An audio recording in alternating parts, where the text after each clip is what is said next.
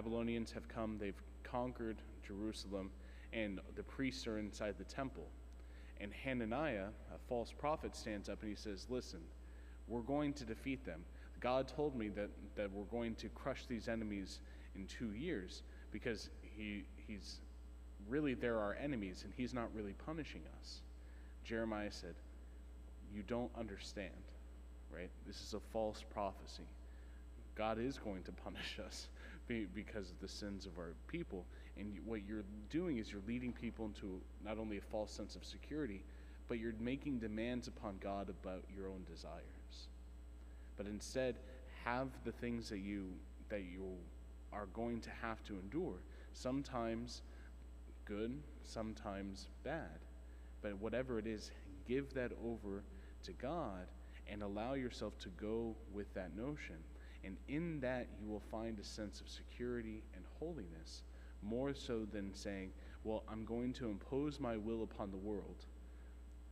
Because when that happens, when we try to impose our will upon the world, and it doesn't come to our own favor, what happens interiorly is we breed a sense of discontent and hatred, and then we blame God, and we blame the world, and then we just turn ourselves off. But trusting in providence liberates us from that ability and allows us to have a sense of joy even in the midst of sorrow. And so, dear friends, place your trust on the Lord's providence, who carries us and leads us to where he most desires for us to go, namely himself.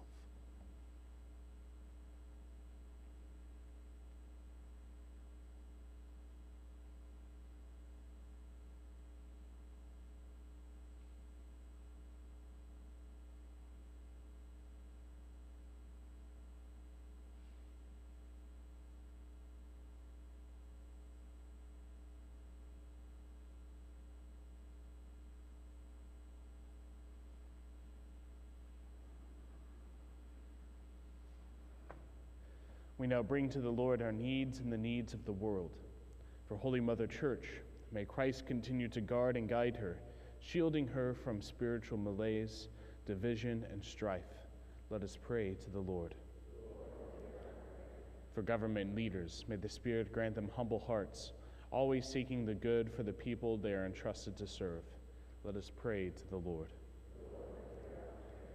For all who suffer from any ailment or burden, may the merciful gaze and touch of Christ be upon them today. Let us pray to the Lord. For this community of believers, may the Lord bless our humble offerings and multiply them for his glory. Let us pray to the Lord. For our beloved dead, may the Lord soon bring them into the fullness of